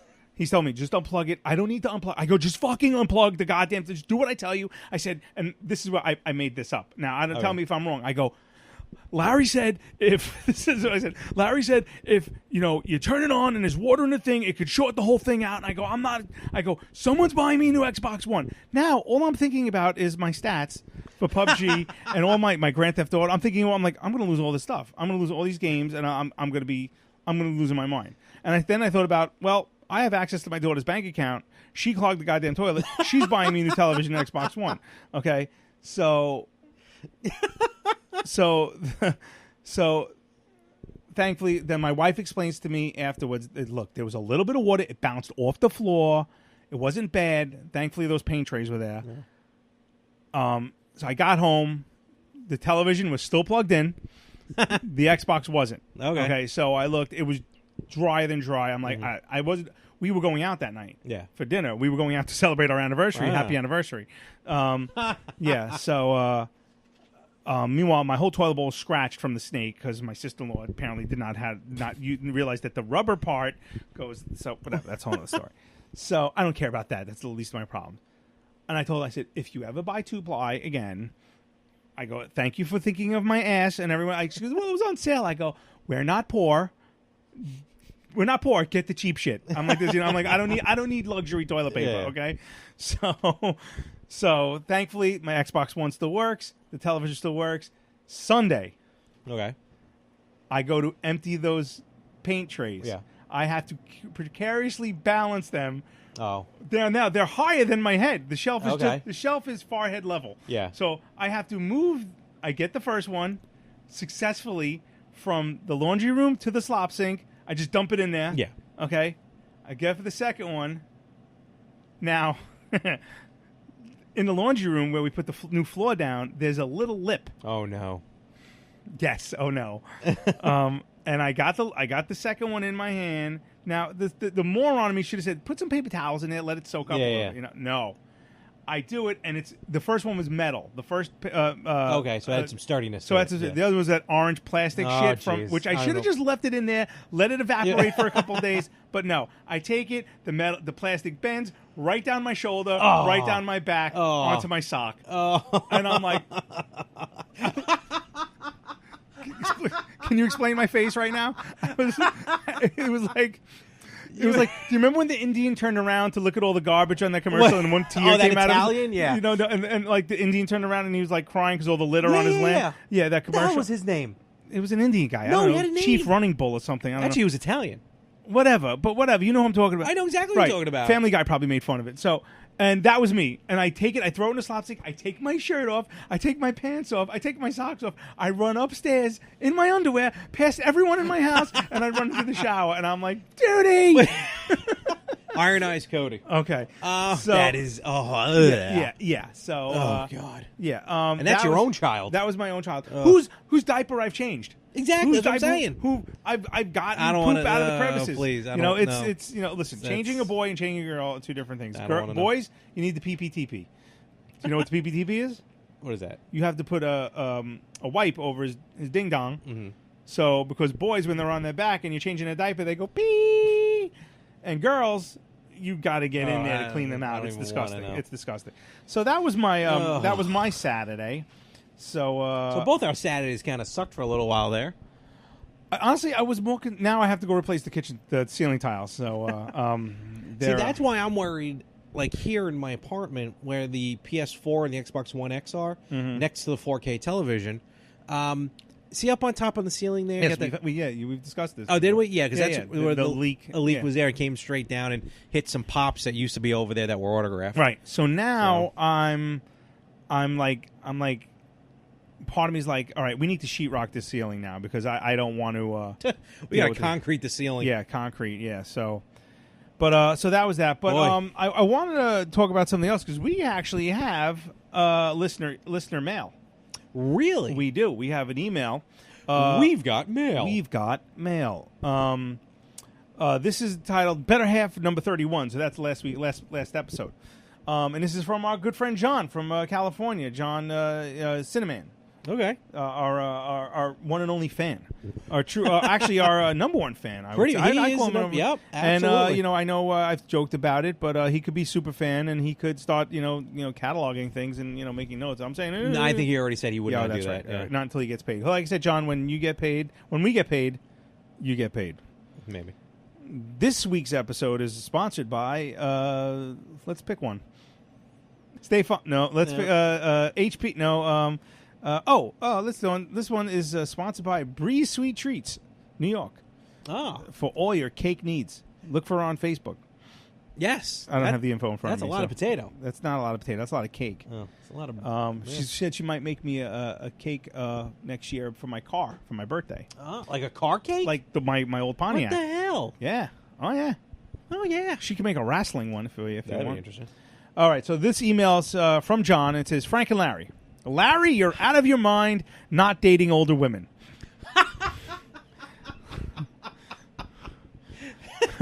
When I was 18, I dated a 26-year-old girl for about 6 months, which was just as hot as it sounds. I don't know. That's just... okay. No. Look, of course, being 44, now my choice is my age. Of course, being 44... No, I did not write this. Of course, who writes emails? What's an email? Please. It's funny. I just checked my emails. I had 3,700 emails. And then I put that on Facebook. Yeah. Somebody had over 100,000 emails unread. Unread. Oh, okay. I have 15,070. I see my OCD would drive me nuts with that. So of course, being 44 now, my choices are limited, but I'm still trying to date. It's a grind, but at my age, at my age, you have do what you got to do. American Express, Visa, MasterCard. When it's funny, he said 44, my choice now, but it's a grind. Thank God he didn't say grinder. But at my age, you have to do what you got to do. Not only that, but if you date older than the women is looking at you like the toy, if you know what I mean. Take advantage when you can. Side note, if you like the Milton twins, check out Crystal and Jocelyn Potter. Potter twins, yes. You won't be disappointed. I've seen... Yeah, Wait, shut up. You won't be disappointed. Well, Larry, you might, since you're strangely hard to please. LOL. Good show this week, guys. Suck it, libs. JD. JD, you are the best. John, how am I hard to please? You're very hard to please. No, I'm actually quite easy to please. No, you're not. You're very hard to please. You have parameters and in that part, yeah, and perimeters but here's the and thing. roadblocks. I think like having an evening with someone versus dating someone is a little different. With someone? Yeah. Is that That's how you said it. You really? You said it like you had a lisp. Oh, that was weird.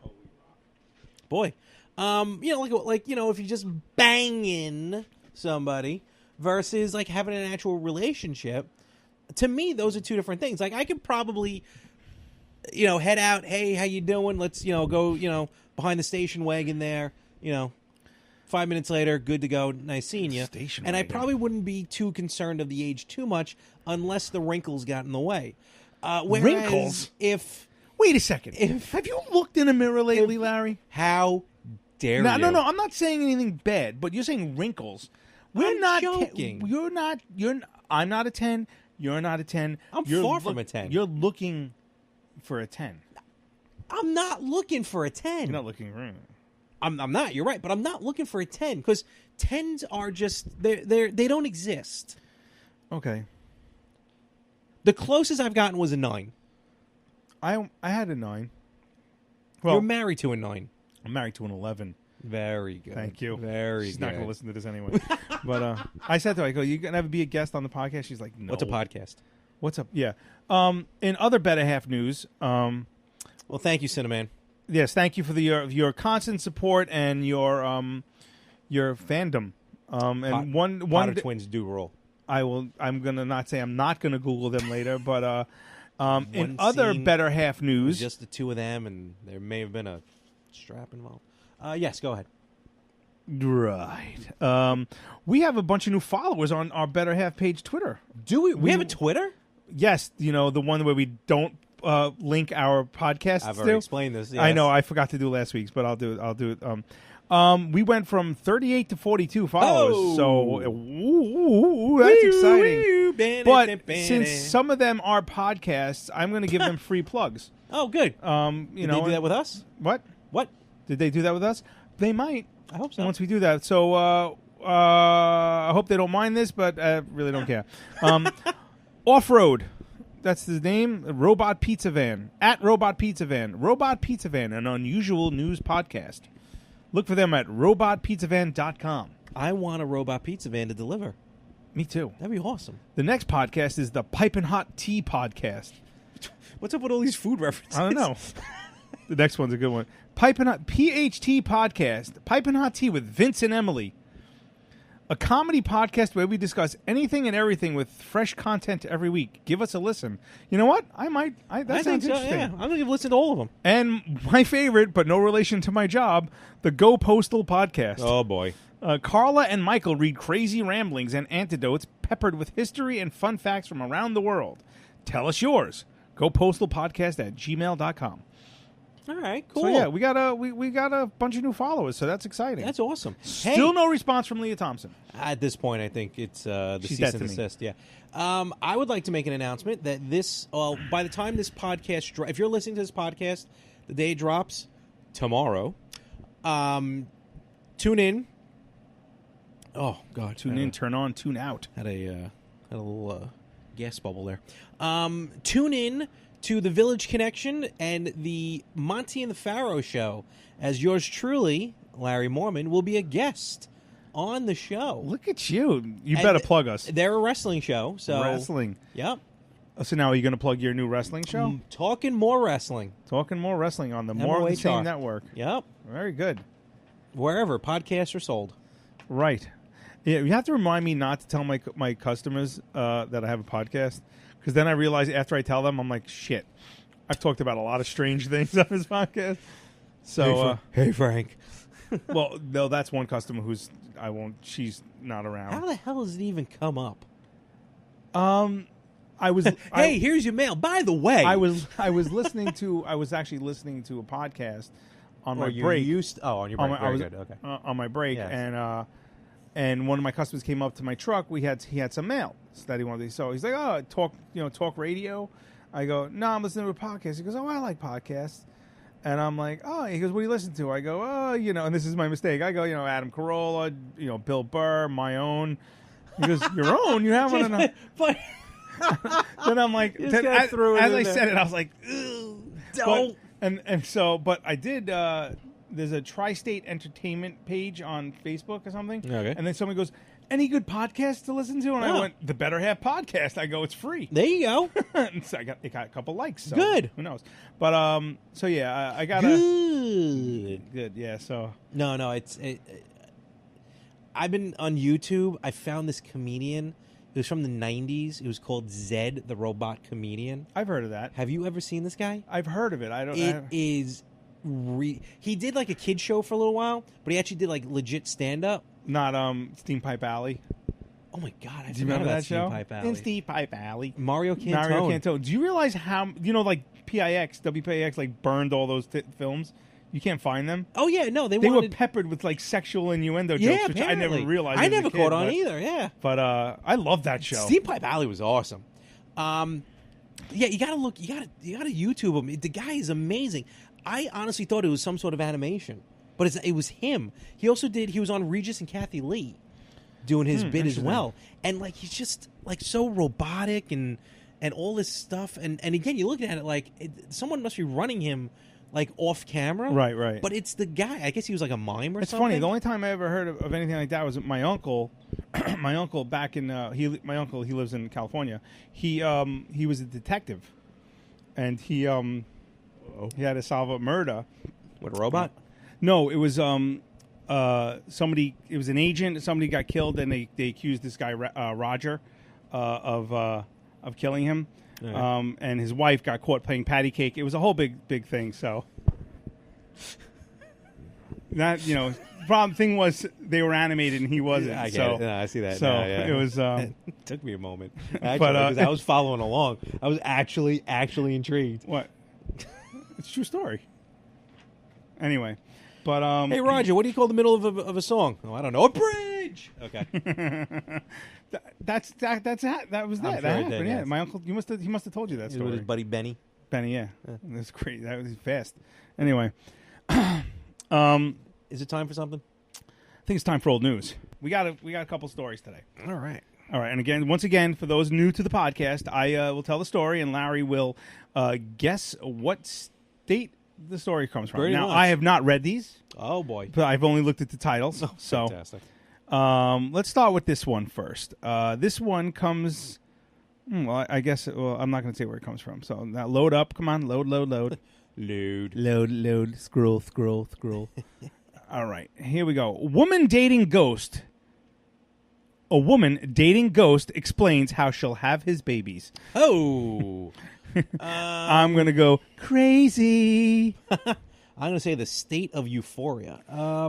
That's not a state. I'm going to say Wisconsin. All right. Well, I don't know yet, so we're going to read and find out. All right. Okay. Now, again, you just look like you a maniacal scientist petting a cat. That's what you just look right now. You got your blankie, a little chilly? My grandfather's blanket.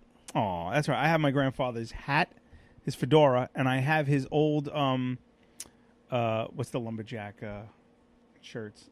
The plaid? Yeah, the checkered. What are they called? A plaid shirt. No, it's not plaid. It's a jacket. It's a lumberjacket. Well, that was.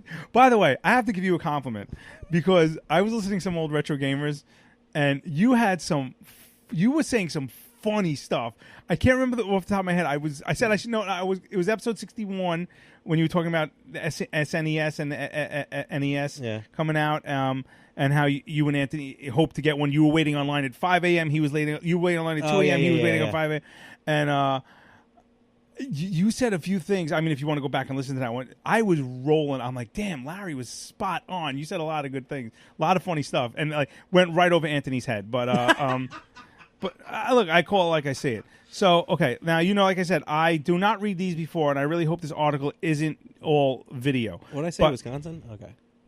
Oh, you said Wisconsin. Yeah. So this woman's name is Amethyst Realm. Oh. Whoa. Wait, is that the ghost or the actual woman? That's the woman.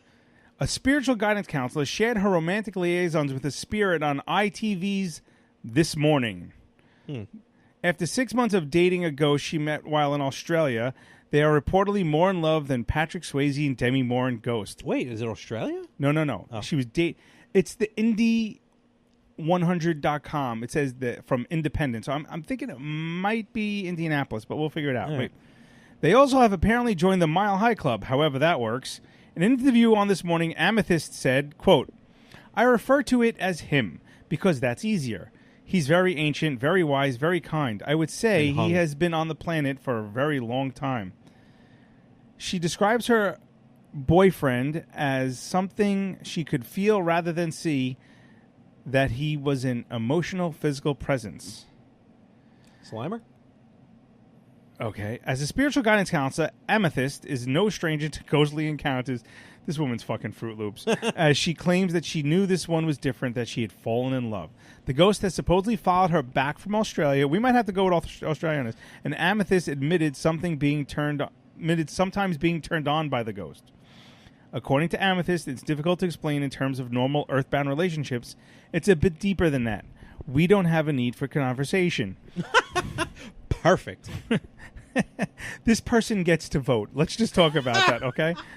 In a recent interview, she's tried to clarify how she and the ghost plan to have a child together. I've been looking into phantom pregnancies. What? Sure. I think I know someone who had a phantom pregnancy. And I believe Courtney that a Stodden phantom pregnancy is actually a real pregnancy, but you have phantom inside you rather than a human baby. Yeah, that's what I tell everyone. You want a phantom inside of you? The reason we don't ever manage to carry these to full term is that people don't understand, but I'm hoping through understanding what's going on with my body, I'll be able to. Phantom pregnancies are quite emphatically not what Amethyst thinks they are. It's a medical term describing an abnormal condition in which signs of pregnancy such as nausea and abdominal swelling are present in a woman who is not pregnant. Now, no idea where she's from. I'm going to say she came back from Australia. Yeah, so I'm going to do a little research on this, but the best is the comments. This is since it's public, I'm going to say her name. At Phoebe110192, Phoebe Ware. This woman on This Morning, hashtag This Morning, needs mental help. And her name is fucking Amethyst Realm. You think you can have a ghost baby? You are unwell. Don't you have to have a miscarriage first? I don't know. This is at Commie Pirate. Commie Pirate? OMG, my girl Amethyst Realm is on The Morning again, living her best life. Again. This one is from Sonic Spoilers. If you die, remember you can come back as a ghost and have ghost babies. You can even join the Mile High Club with this freaky woman named Amethyst Realm. Hashtag This Morning. Where is this from? Let's keep scrolling. I can't find where this is from. The Independent. Let's see. Indy 100. Let's see what we can figure out where this one is from. No idea. I'm gonna just go with let's go with Australia on that one. All right. Mm-hmm. Okay. Next on old news. This one I like. This sounds like this could be any one of us in our old age. Blank man arrested for hanging on traffic light and shitting on cars passing underneath. All right. Where you going? Where is it? I'm going to go local, New York. Miami, Florida. Oh, really? So wow. I'm going to turn my computer. Look at this guy. That would be the guy shitting on cars. That makes sense. He thought he was a bird. Miami, a Florida man has been arrested after he allegedly climbed a traffic light on a busy intersection and began shitting on cars passing underneath. Did it actually say that? Yes. Oh. Well, it says SH asterisk TTING. Still. Because, I don't know what the missing letter is. Roy Stern was arrested by Miami police. I invented bird shitting, Robin. Roy Stern was arrested by Miami police after numerous calls about a man hanging from a traffic light and shitting on cars. You will believe a man can poop. Police and the fire department had to bring Roy down via a ladder. According to authorities, Roy was high on crystal meth and marijuana. Shocking. The marijuana. Are you here for sex and marijuana? Oh, by the way, speaking of YouTube before, you were talking about I went down a rabbit hole on YouTube the other day. I don't know how I ended up on... I don't know. I know I went from Dr. Pimple Popper to some foot doctor who was removing old, nasty toenails. Oh, no. Disgusting. Oh. It was bad. All right. Yeah, I just figured I'd share that with everybody. So that was disgusting. If you, but he was like his name was Joe the Toe Doctor or to the Toe Joe or something. Stop. Yeah. Okay. You ever see the one when the doctor extracted the giant booger out of the person's nose? Yes.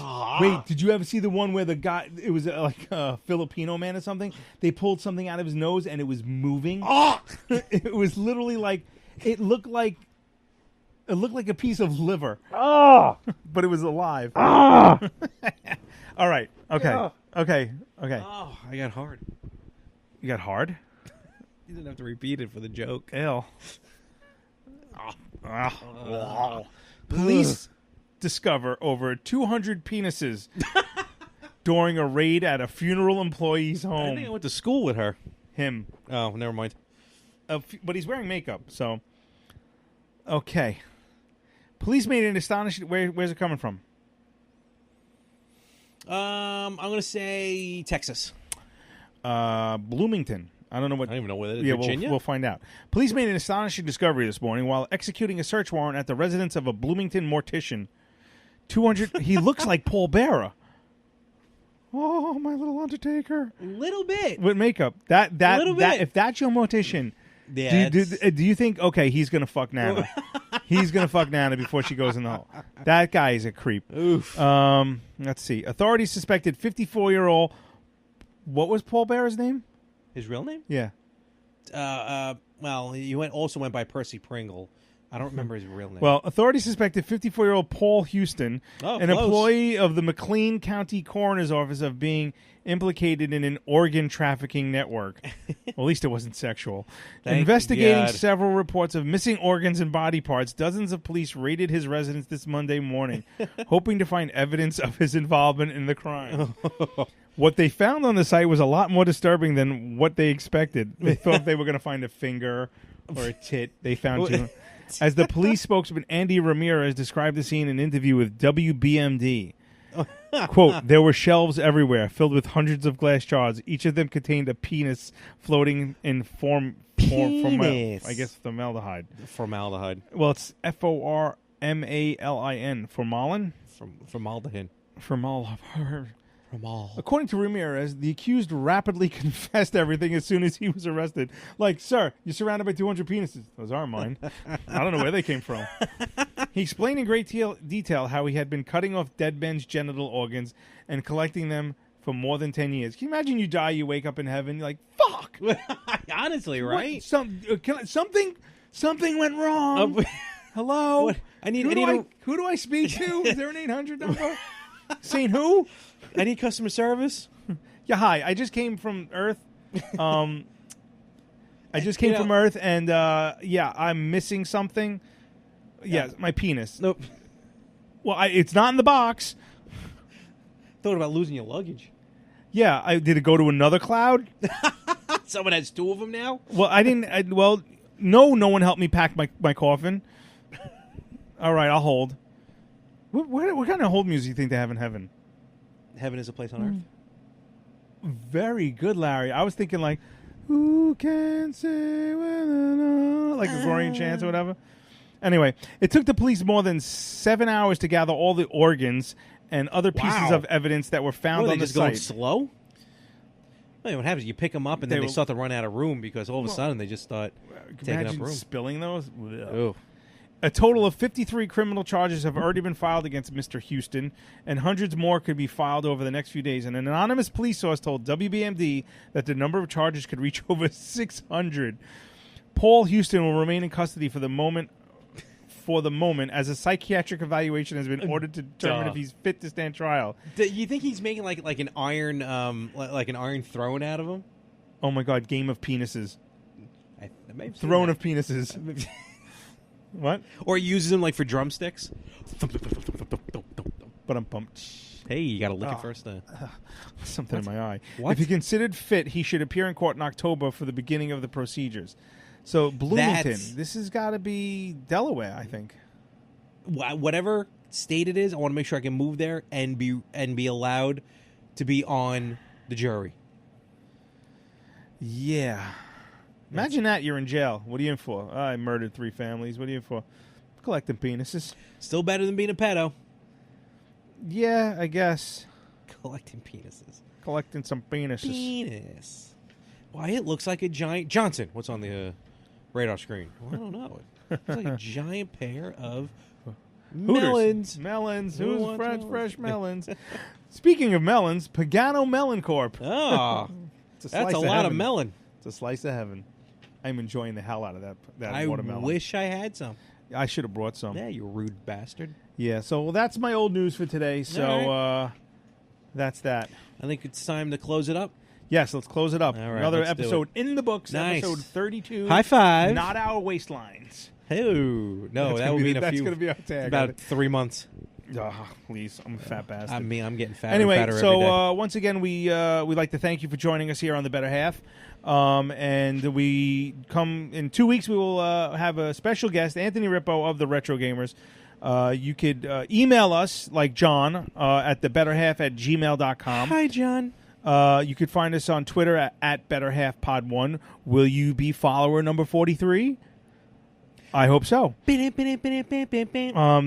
find us on Instagram at The Better Half. Of course, our Facebook page. Whoa. Instagram is at The Better Half Pod. That's what I said. You only said The Better Half. Melania. That's what I said. Why would you say Melania? Isn't that what it said?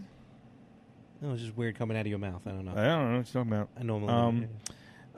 You can find me at Twitter at Mess411. Again, like I say... Mess411. Would you say the whole fucking thing? At Mess411 is what I said. Go back. I'm recording it right now. Stop correcting me when I'm wrong. Okay?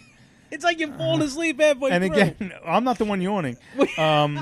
To be fair, just because I yawn doesn't mean I'm tired. I don't know why I yawn every time. And remember, you could hashtag TBH to let me know that you are a follower of the podcast. Yes. And, of course, you could find Larry on all social media networks, all social media platforms at More365, MOHR365. Thank you for giving me the drop on on the Retro Gamers as well.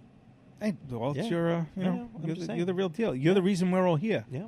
And of course, again, I do stress: don't make us make you charge for this. Don't make us make. Don't wait a minute. Make us make you pay for this.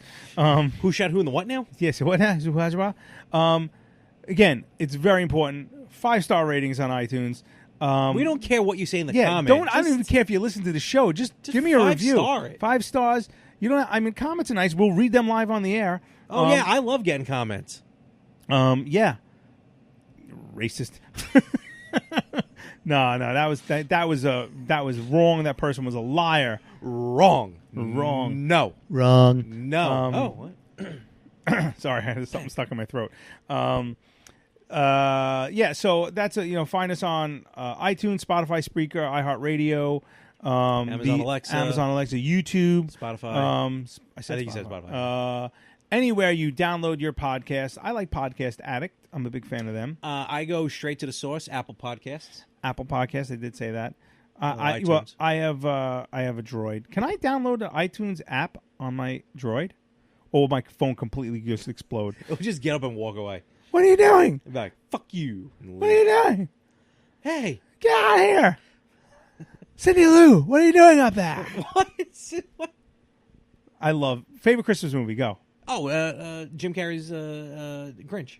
I love The Grinch. Yeah. That and Elf, my top two right now. See, I never got into Elf. What? No, I'm not saying it's a bad. Oh, it's such a great movie. I'm not saying it's a bad. I'm saying it's a movie. All of a sudden, you became a guinea. I became very Mario. Mario, and Luigi Mario. Stupid. Brothers. Yeah, no, I just never got into Elf. The movie, the musical, any of it. I love it. I love Elf. I could watch Elf in July. Look at you. Speaking of Elf, I went to see Minnie Kiss. Yes. I forgot to bring that up. I wanted to talk about We'll that. talk about the next episode. Oh, nice holdover. I like it. Because I want to rock and roll all night and party every day.